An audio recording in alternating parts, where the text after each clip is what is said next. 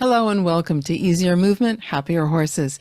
Today I want to talk about limiting beliefs because limiting beliefs hold us back and they hold our horses back too. In other words, they're not having the limiting beliefs, but we kind of put them on our horses, right? We create these stories about ourselves, about our horses.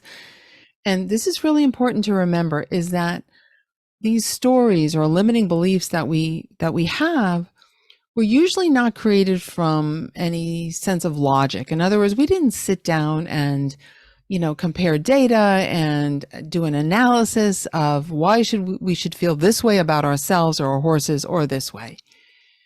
But a limiting belief about yourself probably occurred because somebody at some point, maybe a parent, a teacher, a friend, a bully down the block, whoever, said something about you that affected you. In other words, it had emotional weight to it. And when it has emotional weight, we tend to give it more value. We think it's more important. We think it's true. And these could have happened, a limiting belief could have gotten started when you were quite young, or it could have got started relatively recently. Okay, when you were a fully grown adult, right? They don't have to start in childhood. They can start at any time. The other thing to remember is that you have many limiting beliefs that are unconscious. In other words, you may not even be aware of them. Some we know we have. Oh, I'm not this. I don't draw well. I don't sing, whatever the case may be. But there's also a lot of unconscious ones. And they're tricky because they're running in the background all the time. It's like software that's running, your operating system and you're not aware of it. Right? So we want to bring them to the surface. So I just finished up a wonderful, the people were so amazing, 5-day challenge in my free Facebook group. I have this free Facebook group called Happy Healthy Horsewomen. And we just did this really fun 5-day challenge. And one of the things we talked about was limiting beliefs, because I was inviting them to think about new possibilities for themselves and for their horses. And so to do that, you really have to become aware of the fact that you have limiting beliefs that are not allowing you to have those new possibilities. And then when you recognize you have limiting beliefs, to start to change them. And this is a very deep subject that I'm going to do a whole workshop about. But today I just wanted to do a little shorty episode to give you one example of a limiting belief and to start to give you some tools to turn that around. Okay, because first of all, this is a very common limiting belief, and it's also one that you can apply the tools to other situations. So let me give you what the limiting belief is. I hear this over and over again, is that people will tell me that, they don't feel that they have the physical abilities that they had when they were younger. Okay. So maybe the 20s happened a long time ago that they were in their 20s, or maybe they are only in their 30s, but they had some kind of injury, or they just feel like wear and tear has taken its toll, whatever the case may be. But they feel like they don't have the physical resources that they did when they were younger. Now, let me tell you, what's really funny about this is that, not funny, haha, but I felt this way in my 20s. So when I was in my late 20s, I started when I was very young, that I had a lot of physical pain, like a lot of pain.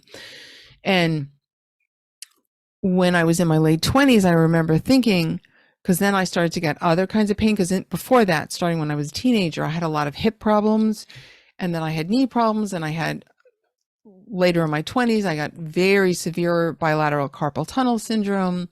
I had a whole number of things, and that had a lot of nerve damage, etc.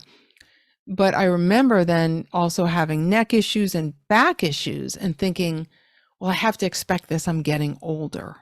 I mean, come on. I was like in my 20s when I thought that. So that's crazy. But I hear this a lot. I had a number of years ago, I had a woman who happened to be a physician. She was in her late 30s. And she said to me, well, she had a number of things going on with her. She's a dressage rider. And she said, well, I'll be 40 in a couple of years. So of course I have this. Like, she just totally expected it. And I was like, whoa, whoa, whoa. Cause at that point I had just, I was already now a Feldenkrais practitioner. I had totally transformed my life. My aches and pains and limitations had gone away. So I knew what was possible. I'm like, whoa, whoa, whoa. And what was really cool about that, she was somebody that she started sending her patients to me when they would present with, like, one lady had, for example, a really long-standing neck problem. So this woman who was, I'm going to say she was maybe late 40s when she came to me. She had had this neck problem for many years, she told me, and tried all different kinds of therapies and chiropractic and all kinds of different things. And nothing helped. And so when she went to her doctor, who happened to be this client of mine, the doctor said, look, there isn't much we can do to help you, but Mary can. Now, it isn't that I have any magical powers. It's because of the work I do, the approach I teach, which other people do as well, called the Feldenkrais method. And this woman, I mean, it wasn't one session, it was a number of sessions. She worked with me. She could not believe the difference. And I remember one day when she emailed me and said, oh my gosh, Mary, for the first time in so many years, I didn't think about my neck today. She said, you have no idea how liberating that is. So before me, she had this limiting belief that her neck was just going to get worse because that's what other people had told her. Okay.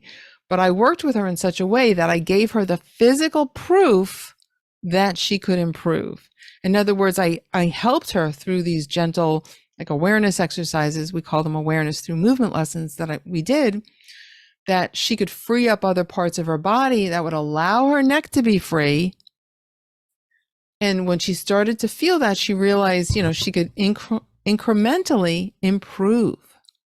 So it's like we worked, and this is how you really have to approach these things. You work on the level of the body and the mind. Because again, if I could just sit there and talk to her about neuroplasticity, that's the brain's ability to adapt and change, create new neural connections in response to the current environment.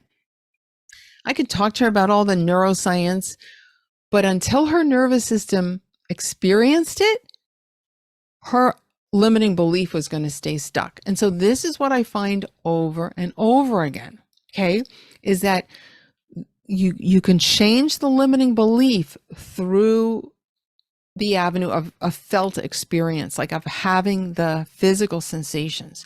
This is why I'm on such a mission, right? And I offer, the Feldenkrais method to people, and we're going to have a free class. So please sign up for that. Sign up to my email list at marydebono.com/rider. You get 3 free videos, but then you'll also be invited when I schedule the free Feldenkrais class, because I want you to experience this.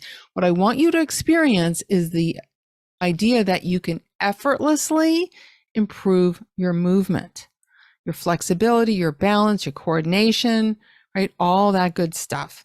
And it can be done through this sense of ease and pleasure. That is key. If you do it through this whole idea of no pain, no gain, that's going to backfire. That's going to give your nervous system the experience of more limitations. Okay, we don't want that. We want this feeling of expansiveness, right? That is how this works. Okay, this is super, super important.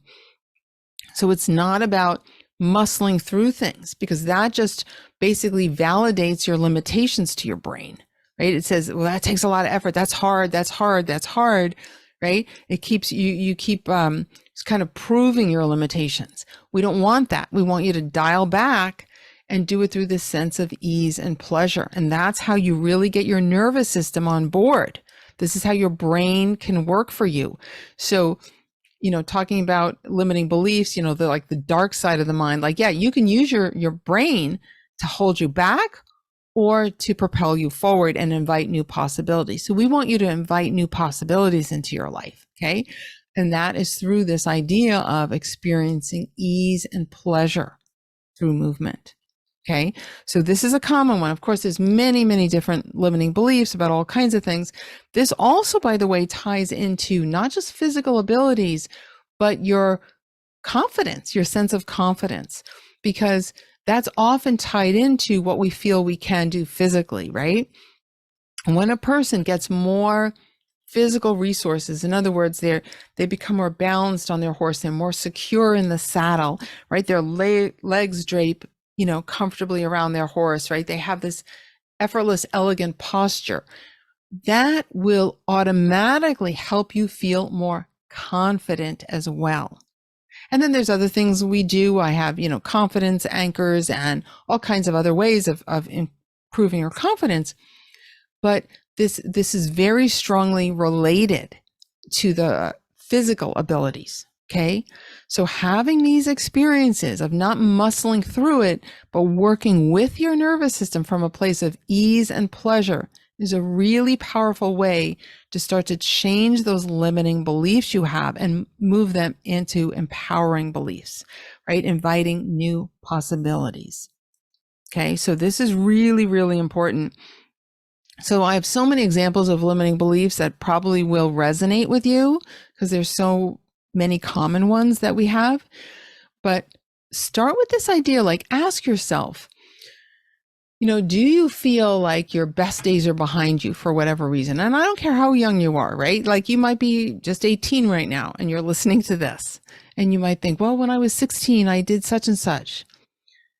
If you think about it from with the lens of learning, that you're learning new things, you can keep improving. There is no limitation, right? You can keep improving. So this is really, really important. But again, to convince your nervous system of this, it's important to have the physical experience of it. And that's why I do what I do. And I teach the classes I teach, etc., and have the programs online for people because I want them to experience this so they can improve both in body and mind. And by the way, all this stuff applies to your horses as well. Having that and I teach the hands-on work so that you can do similar things with your horses where you can improve their movement, their comfort, reduce their aches and pains, and have them feel more confident in body and mind, as well as having that really, really strong connection. Okay. So again, I just wanted to keep this short and quick for you. And I so appreciate you listening, but start to become aware of if a limiting thought pops up. Be aware of it. Oh, and let me add one more thing. When you become aware of the limiting belief, because I hope you do become aware of them, because that's the first step, right? Is becoming aware. Become aware of them and then thank yourself. Like, in other words, celebrate. Celebrate. Now you think, well, why am I celebrating a negative thing, Mary? It's a limiting belief. No, celebrate that you noticed it. This totally changes the energy of it. Okay. And puts you in that state of gratitude, which is so important. It changes your heart rate variability. It puts you in a higher performing state. Like it changes you physiologically. So when you're grateful, so if you think, oh, wait a minute, I just said that, said that limiting thing to myself, right? Or just judged myself very harshly, applaud that, celebrate it, say, oh, I'm so glad I noticed that, and mean it. I'm so glad I noticed that. Because now I can start to have more awareness of it and I can change. And then I'm going to leave you with a question. Questions are great, right? They really help our kind of train our brain to look for solutions, to look for answers to our questions. So one question you might want to ask yourself is, what if the most amazing, wonderful thing happened today? Ask yourself that. Whether that's related to your horse, to work, to family relationship, it doesn't matter, or just have it very open-ended. What if the most amazing, wonderful thing happened? And then see what your brain comes up with, right? See what your brain comes up with about that. Because when you ask these type of questions and say it to yourself, have a particular tone that sounds good to yourself when you say it, right? Because that affects how your brain processes it. So do that for yourself, okay? This is going to get you started on getting rid of those negative beliefs and getting rid of that what I'm jokingly calling the dark side of the mind, like the way you're using your brain to limit you. Let's get rid of that. Let's just stop that right now and start to use it to improve your life. So again, let me ask you, what if the most wonderful, amazing thing happened to you today? and then see what you come up with. Okay. And I'd love to hear from you. Feel free to email me, mary@marydebono.com. Thank you. Thank you so much for listening. I so appreciate you, and I can't wait to talk to you again soon. Bye for now.